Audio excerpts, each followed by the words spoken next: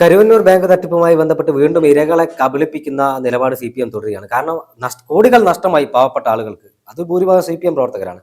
എന്നാൽ enforcement directorate ഈ പണം ഞങ്ങൾ തിരിച്ചു കൊടുക്കാം, ബാങ്കിന് തിരിച്ചു നൽകാം, ആ പണം വാങ്ങാൻ അവർ തയ്യാറാകുന്നില്ല. പാവപ്പെട്ട ആളുകൾ ഓപ്പറേഷൻ ചെയ്യാൻ പോലും പൈസ ഇല്ലാതെ നിരങ്ങുന്നതും മാധ്യമങ്ങൾക്ക് മുമ്പിൽ വന്ന് കരയുന്നതും നമ്മൾ കണ്ടത്. CPM ഈ ഇരട്ടത്താപ്പ് നിലപാട് എന്തുകൊണ്ടായിരിക്കും? ഒന്നാമത് നമ്മൾ ഒരുപാട് രാഷ്ട്രീയ പാർട്ടികളുടെ കാര്യം പറയുമ്പോഴും CPM പറ്റി പറയുമ്പോൾ ഇത്തരത്തിൽ ഒരു തരത്തിലും ജനങ്ങളോടൊരു പ്രതിബദ്ധതയില്ലാത്ത, ആളുകളെ വളരെ വലിയ തോതിൽ കഷ്ടപ്പെടുത്തുന്ന ഒരു രാഷ്ട്രീയ പാർട്ടി കേരളത്തിൽ ഉണ്ടോ എന്ന് ചോദിച്ചാൽ അത് CPM അപ്പുറത്തേക്ക് വേറൊരു രാഷ്ട്രീയ പാർട്ടി ഇല്ല എന്ന് പറയേണ്ടി വരും. അതാണ് ഇപ്പോൾ നമ്മൾ കണ്ടുകൊണ്ടിരിക്കുന്നത്.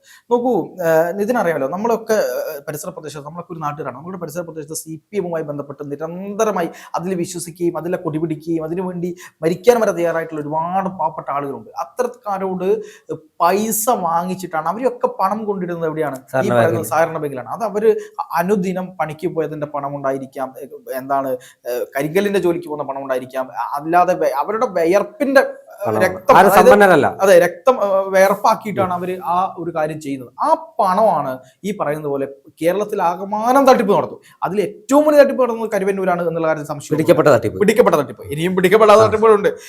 രണ്ടാമത്തത്, ഈ കരുവന്നൂർ ബാങ്കിലെ തട്ടിപ്പുമായി ബന്ധപ്പെട്ട് കോടിക്കണക്കിന് രൂപയുടെ വകമാറ്റലും അതുമായി ബന്ധപ്പെട്ട് അവിടെയുള്ള നേതാക്കന്മാര് ഇതെടുത്ത് മറച്ച് വേറെ പലിശയ്ക്ക് കൊടുക്കുന്ന ഉൾപ്പെടെയുള്ള കാര്യങ്ങൾ ചെയ്തിട്ട് ഈ ജനങ്ങളെ മുഴുവൻ വിഡ്ഢികളാക്കിയ ഒരു കേസിന്റെ ചരിത്രം. അവസാനം അവിടേക്ക് ED വരുന്നു, PML ആക്ട് പ്രകാരം നടപടിയെടുക്കുന്നു. കൃത്യമായിട്ട് CPM 3 ജില്ലാ സെക്രട്ടറിമാർ അതിൽ പ്രതിയാവുന്നു.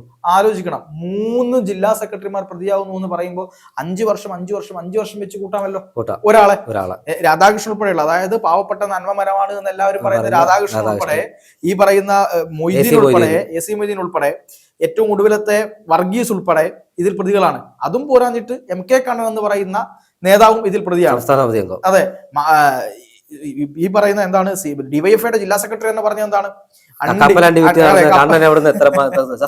അതെ, കപ്പലണ്ടി വിറ്റ് നടന്നിരുന്ന ആൾ എത്ര പെട്ടെന്നാണ് കോടികൾ ഉണ്ടാക്കിയത്? ഇതൊന്നും ചോദിക്കാൻ ഇവിടുത്തെ CPMകാർക്ക് നാവ് പൊന്തില്ല എന്നുള്ളതാണ്. ഇപ്പോ ആ പിടിച്ചെടുത്ത പണവും അതിന്റെ കാര്യങ്ങളും അതിന്റെ കുറ്റപത്രവും അതിന്റെ പ്രതികളെയും എല്ലാം തീരുമാനിച്ച് കോടതി കുറ്റപത്രം സമർപ്പിച്ച് കഴിഞ്ഞ കേസാണ്. അങ്ങനെയുള്ള കേസിനകത്ത് ED പിടിച്ചെടുത്ത പണം കൃത്യമായി തിരിച്ചു കൊടുക്കാൻ ഒരു പ്രൊസീജിയർ ഉണ്ട്. PMLA കോടതി, നമ്മുടെ കലൂരിലാണ് PMLA കോടതി സ്ഥിതി ചെയ്യുന്നത്. ആ PMLA കോടതിയിൽ കൃത്യമായിട്ട് അപേക്ഷ കൊടുക്കണം. ആരാ അപേക്ഷ കൊടുക്കേണ്ടത്? ഒന്നുകിൽ സർക്കാർ അപേക്ഷ കൊടുക്കണം, അല്ലെങ്കിൽ ഈ പറയുന്ന സർക്കാർ എന്ന് ഞാൻ പറയുന്നത് സംസ്ഥാന സഹകരണ വകുപ്പ് അപേക്ഷ കൊടുക്കണം, അല്ലെങ്കിൽ ഈ പറയുന്ന സഹകരണ ബാങ്ക് അപേക്ഷ കൊടുക്കണം. അവർക്കാണ് ഇത് തിരിച്ചു കൊടുക്കുക. അങ്ങനെയുണ്ടല്ലോ, ആ അഡ്മിനിസ്ട്രേറ്റർക്കാണ് തിരിച്ചു കൊടുക്കുക. സർക്കാർ ആ ബാങ്കിൽ ഒരു അഡ്മിനിസ്ട്രേറ്ററെ നിയോഗിച്ചിട്ടുണ്ട്. ആ അഡ്മിനിസ്ട്രേറ്ററാണ് ഇതിന്റെ കാര്യങ്ങൾ നീക്കേണ്ടത്. ഈ പാവപ്പെട്ട ആളുകൾക്ക് അവരുടെ പണം ഇങ്ങനെ പിടിച്ചു വെക്കുന്നത് ശരിയാണോ? ഇത് നിരന്തരമായി, അതായത് കഴിഞ്ഞ ഒരു 2 വർഷത്തിനിടയിലേക്ക് ഈ കരുവന്നൂർ കേസുമായി ബന്ധപ്പെട്ട് മാത്രം ചികിത്സയ്ക്ക് പണമില്ലാതെ ആളുകൾ ആത്മഹത്യ ചെയ്തു. ചികിത്സ കിട്ടാതെ ആളുകൾ മരിക്കുന്ന അവസ്ഥയുണ്ടായി. കഴിഞ്ഞ 2 മാസം മുമ്പ് ഒരു വലിയ പ്രശ്നം വന്നിട്ട് അയാൾക്കൊരു 2 ലക്ഷം രൂപയുടെ ആവശ്യം ഉണ്ടായിട്ട് ആ പൈസ കരുവന്നൂരിലാണുള്ളത്. അത് തിരിച്ചു കിട്ടാൻ വേണ്ടി ഈ ബാങ്ക് മൊത്തം കയറി ഇറങ്ങിയിട്ട് ബാങ്ക് അതിനൊരു മുൻകൈ എടുത്തില്ല. ആളുകളെ പറ്റിക്കുന്ന രീതിയിലേക്ക് ഇവർ പറഞ്ഞുകൊണ്ടിരിക്കുന്നു. അത് ED കൊണ്ടുപോയി എന്നാണ് പറയുന്നത്. തൃശ്ശൂർ ജില്ലയിലെ കോൺഗ്രസ് പ്രസ്ഥാനം ഉൾപ്പെടെയുള്ള ആളുകൾ പറഞ്ഞു, കൃത്യമായിട്ട് ED പിടിച്ചെടുത്തിട്ടുണ്ടെങ്കിൽ അതിന് കൃത്യമായ നിയമ നടപടികളിലൂടെ അനിലക്കർ ഉൾപ്പെടെയുള്ള ആളുകൾ പറഞ്ഞിട്ടുണ്ട് അത് തിരിച്ച് പിടിക്കാനുള്ള വഴികളുണ്ട് എന്ന്. എന്താ വഴി? ഈ കോടതിയിൽ ഒരു അപേക്ഷ കൊടുക്കുകയും അതിന് ED അനുകൂലമായി മറുപടി കൊടുക്കുകയും മതി. തയ്യാറാണല്ലോ പൈസ കൊടുക്കാൻ. പരസ്യമായി ED പറഞ്ഞല്ലോ. ED വക്താവ് പരസ്യമായി പറഞ്ഞു. അവര് അവരുടെ ഇതിൽ അവരുടെ സോഷ്യൽ മീഡിയ വഴി തന്നെ ഈ വിഷയത്തിൽ പ്രതികരിക്കേണ്ടായി. അത് പറഞ്ഞത് EDക്ക് ആ പണം ആവശ്യമില്ല, അത് അഴിമതി നടത്തിയ പണം കൃത്യമായി കണ്ടുകെട്ടിയിട്ടുണ്ട്, ബാക്കിയുള്ള പണം കൃത്യമായി റിലീസ് ചെയ്യാൻ ED തയ്യാറാണ്. പക്ഷെ EDക്ക് റിലീസ് ചെയ്യാൻ പറ്റില്ല. നമ്മൾക്കിപ്പോ ഒരു കാര്യം നമ്മൾ ഏറ്റെടുത്താൽ നമുക്ക് അത് തിരിച്ചങ്ങ് കൊടുക്കാൻ പറ്റില്ല. അത് കോടതിയാണ്. കോടതിയുടെ പരിഗണനയിലുള്ള കേസിനകത്ത് കോടതിയാണ് തീരുമാനം എടുക്കേണ്ടത്. പക്ഷെ കോടതി അങ്ങനെ ഒറ്റയ്ക്ക് കോടതിക്ക് തീരുമാനം എടുക്കാൻ പറ്റില്ല. കോടതിയിൽ ഒരു അപേക്ഷ പോകണമല്ലോ. അപേക്ഷ കൊടുക്കാൻ CPM നേതൃത്വത്തിലുള്ള ബാങ്കോ അതിലെ അഡ്മിനിസ്ട്രേറ്ററോ തയ്യാറാവാത്തത് എന്തുകൊണ്ടാണ്? ഇവർക്ക് ഈ പൈസ കിട്ടരുത്. പിന്നെയും അതായത് ഇടിവെട്ടിയവനെ പാമ്പ് കടിച്ചു എന്നുള്ള അവസ്ഥയിലാണ് അവിടുത്തെ CPM തന്നെ മെമ്പർമാരായിട്ടുള്ള ആളുകൾ. കഴിഞ്ഞ ദിവസം സുരേഷ് ഗോപിയുടെ ഒരു വൃദ്ധ ചോദിക്കുന്ന ചോദ്യം കേട്ടല്ലോ, നിങ്ങൾ എന്തുകൊണ്ടാണ് എന്റെ പണം തിരിച്ചു തരാത്തത് എന്നുള്ളത്. അത്തരം ചോദ്യങ്ങൾ ചോദിക്കുന്ന ഒരുപാട് ആളുകൾ തൃശ്ശൂരിലുണ്ട്. കാരണം ഇവരൊക്കെ കളവ് പറഞ്ഞ CPM മാറ്റി കഴിഞ്ഞു. ED കേന്ദ്ര ഏജൻസിയാണ്. അത് കേന്ദ്ര ഏജൻസി കൊണ്ടുപോയി നിങ്ങളെ പണം കിട്ടില്ല. CPM ആവശ്യം ഇവർക്ക് പണം കിട്ടാതിരിക്കുന്നതാണല്ലോ ഈ നാടകം. കൃത്യമാണ്. ഈ പല തരത്തിൽ ഈ കരുവന്നൂരിനെതിരെ സമരം ചെയ്ത ആളുകൾ എല്ലാം മോശക്കാരാണെന്ന് വരുത്തി തീർക്കാനും ഇവരുടെ പണം പോയത് എന്താണ് ആ സമരത്തിന്റെ ഭാഗമായിട്ടാണ് എന്നും ED ആണ് ഇതിനെല്ലാം കാരണമെന്നും വരുത്തി തീർക്കാനുള്ള ഒരു കൃത്യമായ നീക്കം CPM നടത്തുന്നുണ്ട്. EDക്കെതിരെ വിമർശനങ്ങൾ നമുക്കുമുണ്ട്, കൃത്യമായ സമയങ്ങളിൽ നമ്മൾ അത് പറയാറുമുണ്ട്. പക്ഷേ ചില സാഹചര്യങ്ങളിൽ നമ്മൾ കൃത്യമായി അതിന്റെ വസ്തുത അല്ലെങ്കിൽ അതിന്റെ എന്താണ് ഗൗരവം അല്ലെങ്കിൽ കാര്യകാരണ സഹിതമാണ് നമ്മൾ കാര്യങ്ങൾ പറയുന്നത്. അല്ല, കരുവന്നൂരിൽ ED അല്ല അന്വേഷിച്ചിരുന്നെങ്കിൽ ഈ സാധനം ഒരിക്കലും പുറത്തുമില്ല. ആരാണ്? കേരളത്തിലെ പോലീസ്, കേരളത്തിലെ ക്രൈംബ്രാഞ്ച്, കേരളത്തിലെ വിജിലൻസ്. ഇവർ അന്വേഷിച്ചാൽ MK കണ്ണനെ തൊടൂല്ല, MK വർഗീസിനെ തൊടൂല്ല, ഇവരെ ആരെയും തൊടില്ല. രാധാകൃഷ്ണൻ മിനിസ്റ്റർ ആയാലും ഈ പറയുന്ന മൊയ്തീൻ ആയാലും ആരും സ്ഥാനത്ത് വരില്ല. ഏതെങ്കിലും പാവപ്പെട്ട ജീവനക്കാരനോ ഒക്കെ ബലിയാടാക്കി സെറ്റിൽ ചെയ്ത് തീർന്ന കേസ് ED അന്വേഷിച്ചുകൊണ്ട് മാത്രമാണ് ഒരു മഞ്ഞുമലേന്റെ ഒരു അറ്റം ഒരുക്കാൻ കഴിഞ്ഞത്. കാരണം ഇത് കരുവന്നൂർ മോഡൽ തട്ടിപ്പ് ഒരുപാട് സ്ഥലങ്ങൾ നടന്നിട്ടുണ്ട്. ഇത് നേരത്തെ നിതിൻ പറഞ്ഞതുപോലെ പുറത്തു വന്ന കേസുകളിൽ ഒന്ന് മാത്രമാണ്. ഈ സഹകരണ ബാങ്ക് എന്ന് പറയുന്ന CPM എന്നൊരു കറവ പശുവാണ്. കുറച്ച് ആളുകൾക്ക് ജോലി കൊടുക്കുന്നില്ല, അത് മാറ്റി വെക്കുന്നില്ല. പക്ഷെ ആ ജോലി കൊടുക്കുന്നതിന്റെ മറവിൽ നടത്തുന്ന കൊള്ള പൊതുസമൂഹം ഇനിയെങ്കിലും തിരിച്ചറിയണ്ടല്ലേ?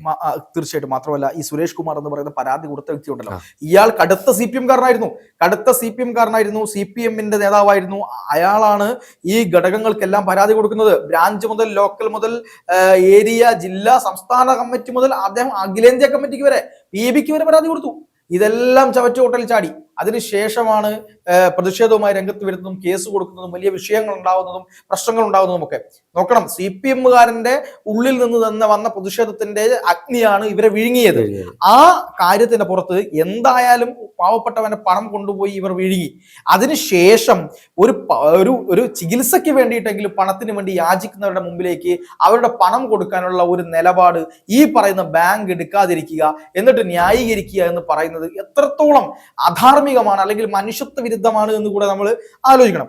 ഇതിൽ മറ്റൊരു കാര്യം കൂടെ ഉണ്ട്. അതായത് അഡ്മിനിസ്ട്രേറ്റർ എന്ന് പറയുന്ന ഒരു വിഭാഗം ഉണ്ടല്ലോ, ഈ പറയുന്ന ബാങ്കിന്റെ ഭരണസമിതി അതെ, അഡ്മിനിസ്ട്രേറ്റർ വെച്ച സമയത്ത് ഈ അഡ്മിനിസ്ട്രേറ്ററുമായി ബന്ധപ്പെട്ട് സർക്കാർ എന്ത് ചെയ്തിട്ടുണ്ട്? ഈ അഡ്മിനിസ്ട്രേറ്റർ നിയോഗിക്കുമ്പോൾ ആ ബാങ്കിന്റെ ഒരു ഗ്യാരണ്ടി പൈസ എന്നുള്ള നിലയ്ക്ക് ഏത് ബാങ്കും നിലനിന്ന് പോകണമെങ്കിലും ഗ്യാരണ്ടി പൈസ വേണം. അതിന് ഒരു 5.5 കോടി രൂപ അവിടെ അനുവദിച്ചിട്ടുണ്ട്. ആ 5.5 കോടി രൂപ അഡ്മിനിസ്ട്രേറ്റർക്കാണ് കൈകാര്യം ചെയ്യാൻ കഴിയുക.